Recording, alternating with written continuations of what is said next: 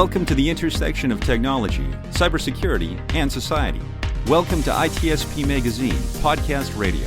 You're about to listen to an episode of Tech Done Different podcast with Ted Harrington.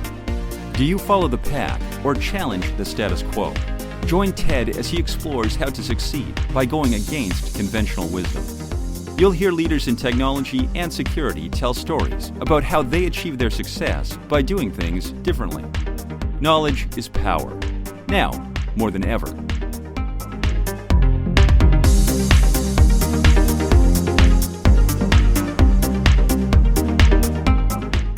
Hey everybody, welcome to another episode of Tech Done Different. As always, I'm your host, Ted Harrington, and with me here today is my special guest, Luther Miller. Luther, welcome to the show. Hey, thanks, Ted. It's great to be here.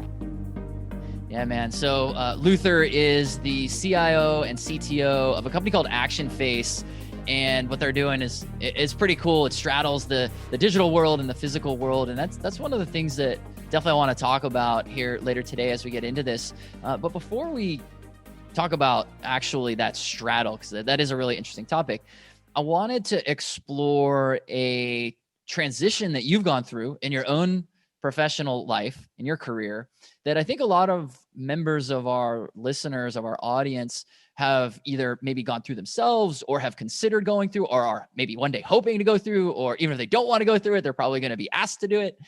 You've transitioned at one point from consulting into being in-house in this engineering and technical leadership capacity. Can you tell me about that and why did you do that? And just give us a little background on the transition. Yeah, absolutely. So I started my career in consulting and technology consulting, and then continued in that path for a couple decades. And I really enjoyed consulting for a number of reasons. I've always enjoyed solving problems, especially with technology, software development, and working with software teams, overseeing their work, helping clients solve problems. One of the other great things about consulting is the variety of work. And so I worked with a professional services firm right out of college, and then worked for a couple others over the years of different sizes. And I've worked with a lot of different Fortune 500 companies as customers. And being able to see different businesses, different departments within businesses and how they function, what kind of challenges they have, I found that super interesting, that pace of change that consulting gives me. But at the same time, I always felt like I'm solving someone else's problems for another company. And in the back of my mind, I always had that itch to be part of a company where I'm working on the problems for that company. And the opportunity to be an entrepreneur is super exciting to me. And you get a lot of that entrepreneurial experience at a consulting firm. You can help that consulting firm grow and so forth. But it's definitely very different to be working on your own product that you're bringing to the market as opposed to someone else's product when you're growing a professional services firm. I would imagine that many of the lessons that you learned in your life as a consultant are directly transferable to now being in-house. If you had to pick one, well, I guess let me first ask whether or not that's true. And if it's not true, then tell me that. But assuming it's true, what would you say is one of the major things that you've been able to carry over? Great question. Wow, there are probably so many. In consulting and scaling different consulting businesses. So one company I joined, I was the third employee, and then we grew it to a couple dozen people. So that was a very small company. But even that small amount of growth, as we grew the company, we had to mature our processes internally.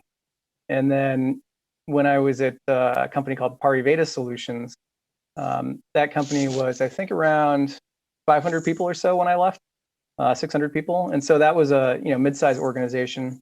And that also had a different level of need for maturity of process.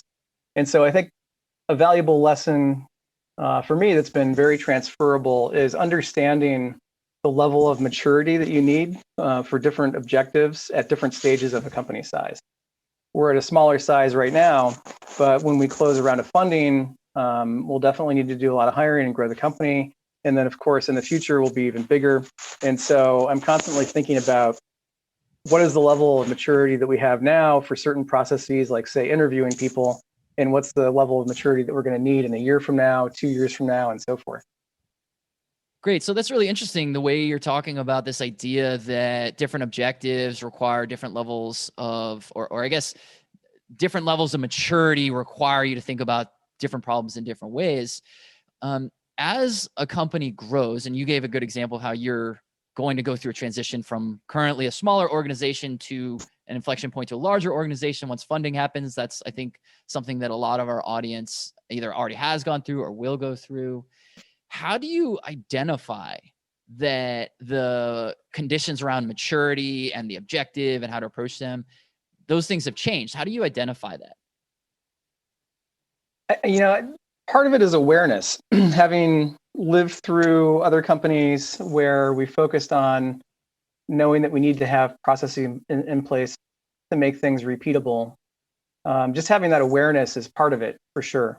Because someone who's maybe fresh in their career might not have that awareness yet, and everything is experiential to them. So they did something once and it worked out well, and so the next time that problem comes along, they just maybe do the same thing that they did the first time without really thinking about what is it that they're doing, what are those steps. And so that's part of it, knowing that you want to get from a stage where things are maybe just experiential to repeatable, and figuring out how to make them repeatable. And people will talk about different stages of maturity for different things, like with models like crawl, walk, run. We have to be able to crawl before we can walk, and run before we can, and walk before we can run. And so translating that into things that we're doing today is really important. So scalability, for example, at our stage right now, it was super important that we first proved that our core technology can work. And then after that, it became important to automate the technology and then integrate it into other parts of our customer experience pipeline. And now that we've done those things, we're looking forward, and we're knowing that we're going to need to be able to scale that up when a lot of users come into our experience at the same time. And so things that we were doing yesterday that were important for the business are not the same things that are going to be important for tomorrow. And understanding what those things are and how we maybe need to think about some of our software stack differently for scalability versus just to prove that the technology works is an important part of that. Yeah, that's really fascinating, thinking about the idea of how, as the company grows and matures, the needs change, and I guess goals aren't just set it and forget it, right? You have to revisit it periodically.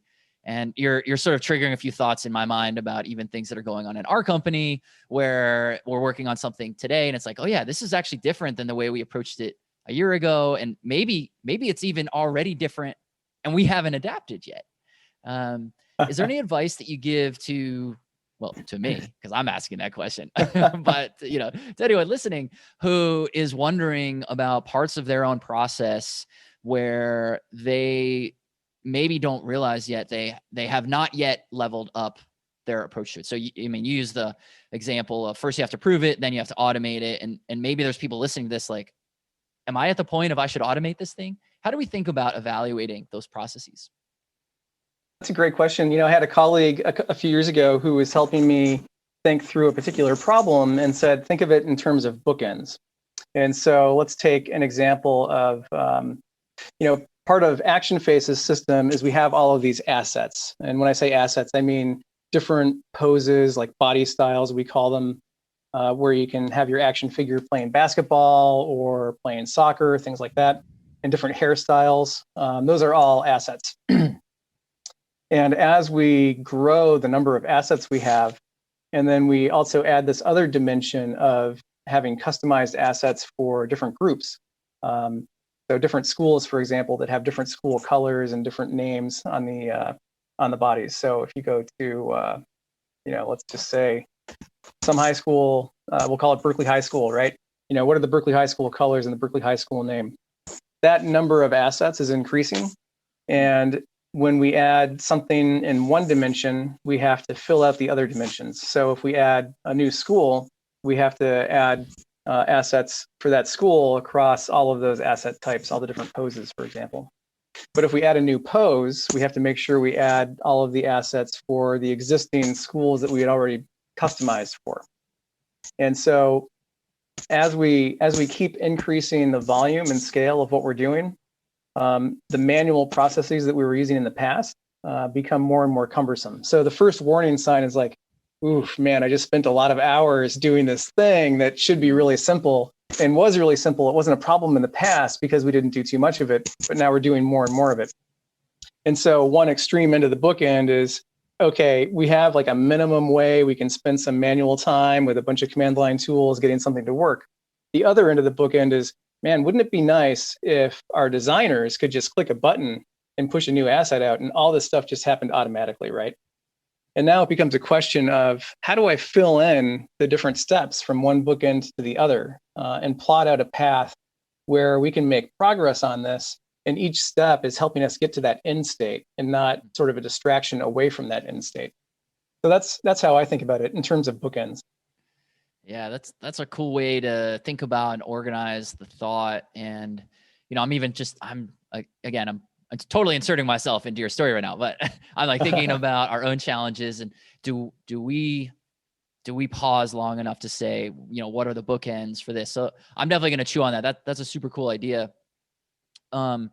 You were talking about this idea of your assets at your organization, and what you guys do. For people who haven't heard of Action Face, you basically help people create these custom figurines, and maybe there's a different word for it than that, but they're really cool looking. I can't wait to get mine. Super excited about it. He's gonna have wild hair, and he's gonna probably be slam dunking a basketball or something. But so what you guys do is, it's really interesting to me whenever I'm talking to a tech company who's sort of bridging the physical and digital realms, which is certainly what you're doing. You have software that makes physical things. Can you tell us about how you approach the challenges? Like in my mind, I almost think of,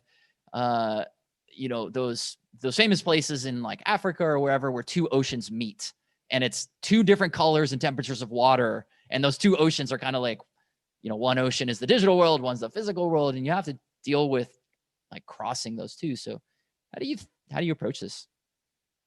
It is really interesting. And, I'm a Gen Xer. And so I keep reading that supposedly I straddle between boomers and Gen Z. And I think that that's in some ways an analogy to this, physical and digital world. And to illustrate that a little bit more, maybe 15 years ago, when my first kid was born, we started, buying toys for the kids, right? And you've got these physical things, and it feels like if I'm going to spend money on something, I want to have something for it physically. Mm-hmm.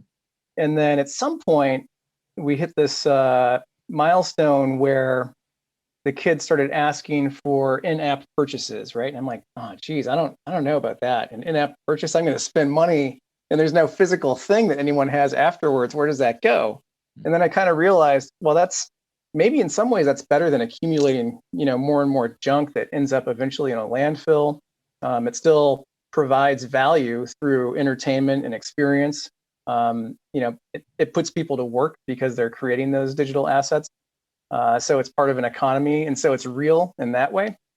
And I think that helped me change my mental model around what digital versus physical can be in terms of having value.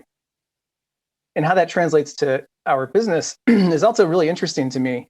I've worked with customers that are pure digital, companies that do software products and software as a service type products.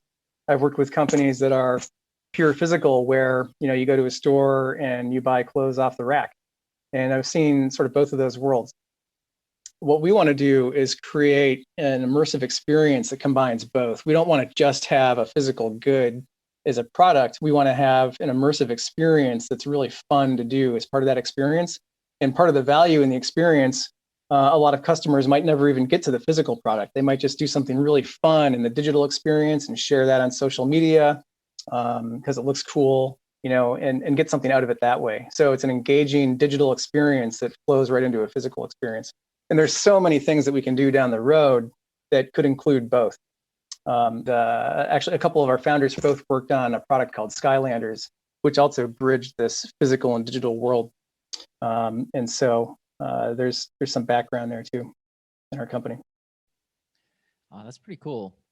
Now, I would imagine that when you're talking about bridging the physical and digital worlds that introduces some barriers and some constraints that if you are purely operating in a digital realm, you wouldn't otherwise have to face. And certainly one thing is you have to fulfill a physical item that has to have material sourced from somewhere, fabrication has to happen somewhere, there's physical shipping, boxes, all this stuff.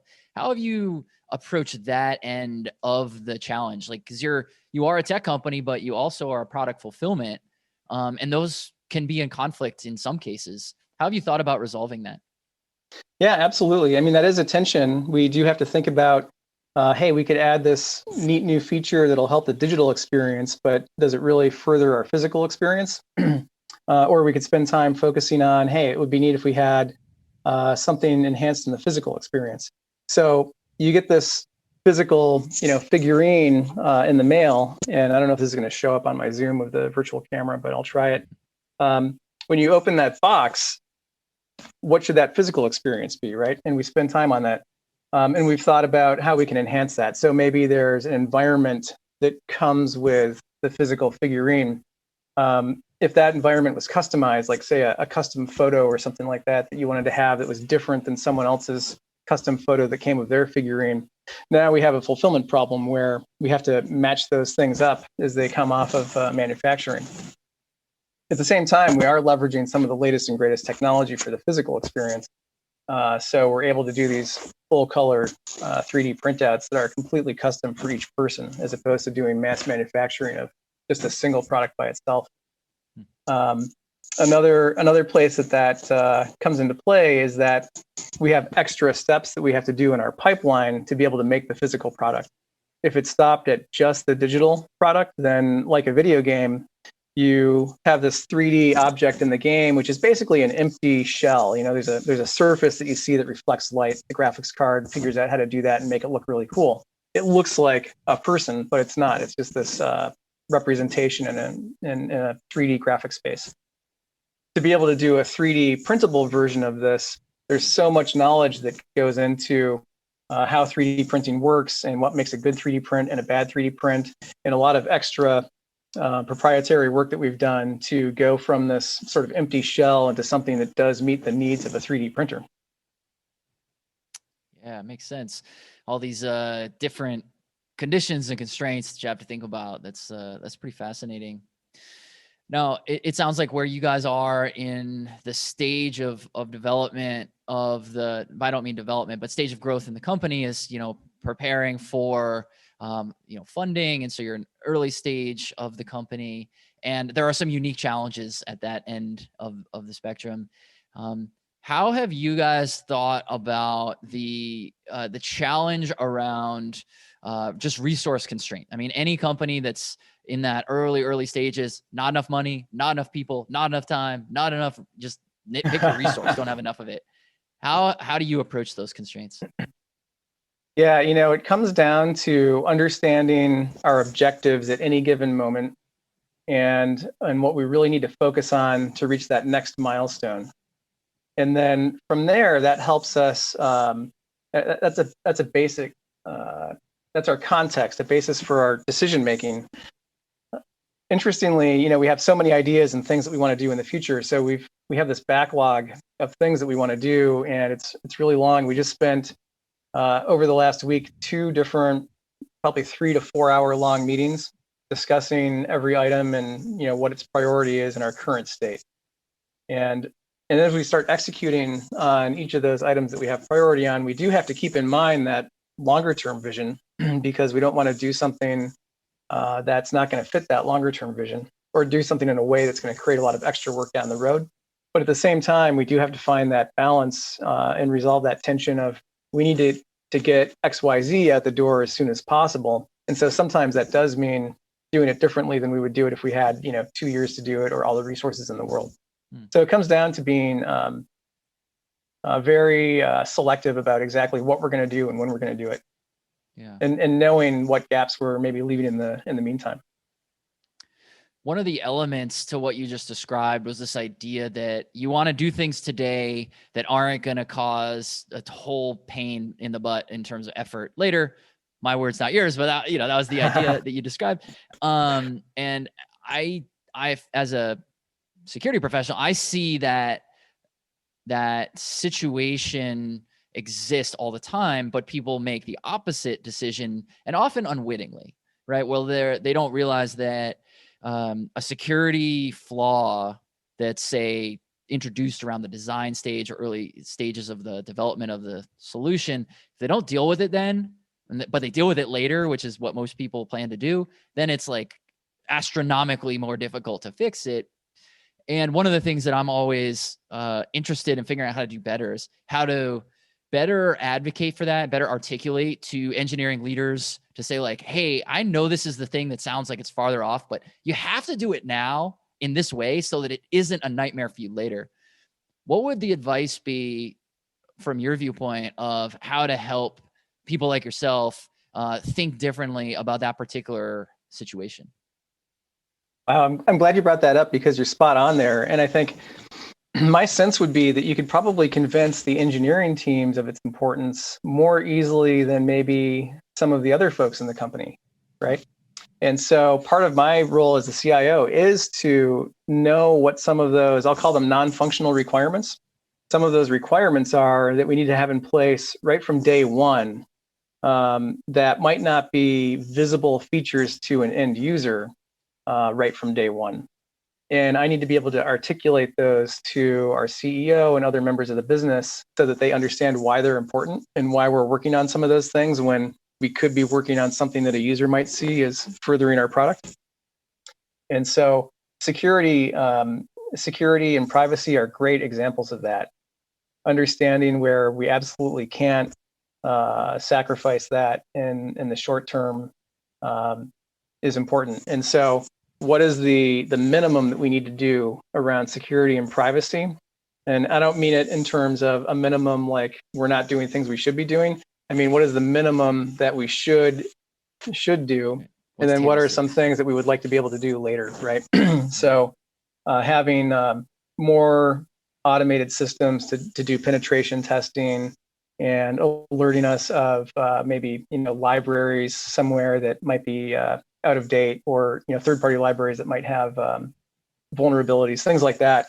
That kind of automation is something that could maybe hold off a little bit longer, but securing our connections to our databases, securing our accounts to our cloud, two-factor authentication, making sure customer data is encrypted, all of those kinds of things are really important right from day one. We can't launch anything that customers are going to use without that kind of stuff. Yeah. Hey, you're preaching to the choir. I totally agree with you on that. But it is often seen by organizations as not quite the way that you described it. And I love that term that you use, referring to it as a non-functional requirements, things that are necessary from day one, even if it's not necessarily visible to the customer right away. So that's a really cool idea to hear. I'm going to noodle on how to think differently about that idea. So, which, by the way, like part of running a podcast is I just get to ask people the questions that I want advice on. So thank you for that. Now, when you think about what's sort of coming around the corner in terms of the way that companies are adapting the way they even build software solutions, what's your take on that? I mean, there's all kinds of debates going on all the time about what's the best methodology and, how should we be thinking about continuous this or integrated that? And I'm curious from your seat, how are things changing and what do you think is changing next? Yeah, there's this constant tension between, what can we do today that has immediate visible impact and what can we build today that's part of our process and infrastructure that helps us go faster tomorrow, right? I always think about that line in one of the Cars movies. You have to turn right to turn left or something like that, right? I can't remember exactly what the line is. And so sometimes you have to slow down to speed up. And this asset management thing is a great example of that, where we could just keep putting that off and working on other features, but then every time we have to deal with that asset management problem of creating, adding new assets and updating new assets, then that slows down some valuable time from, folks that could be spending that time elsewhere. So if we step back now and invest more time in maturing that platform, then we'll be spending less time on that problem going forward so we can focus on other problems, right? So figuring out when it's time to step back and make something better so that you can go faster in the future, whether it's automating your pipeline for builds for your iOS app or deployments to your website, implementing CI CD, whether it's automating some things you're doing in the cloud.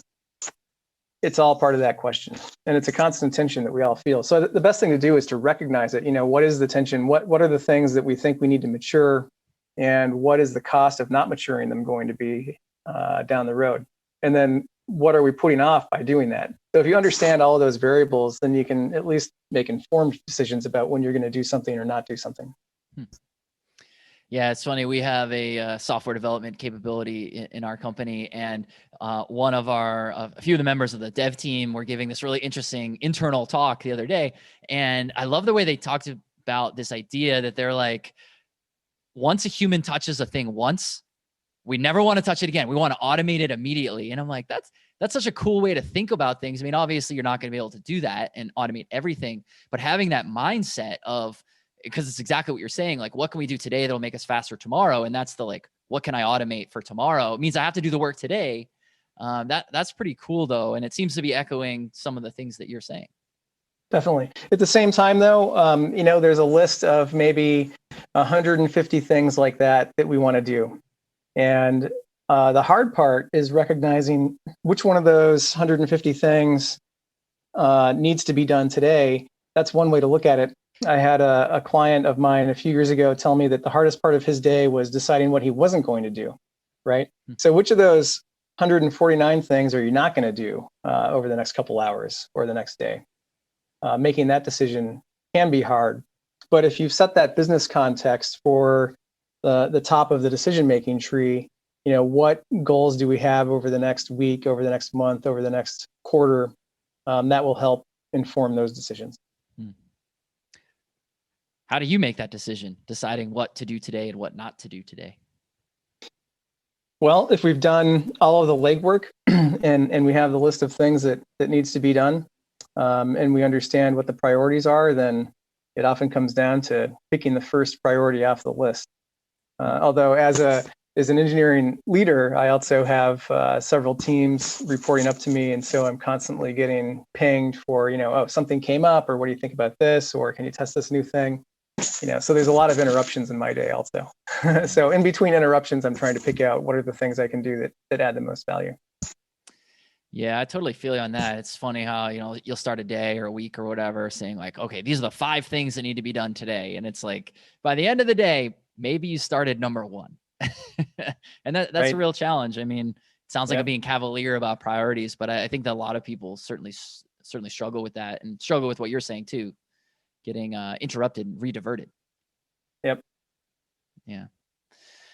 Cool, man. Well, as our time here wraps up, is there anything else that you think we should talk about in the world of where this idea of the intersection of the physical world and the digital world, and how do we make them work together? Like, where's that going, and what do you want to leave our audience with?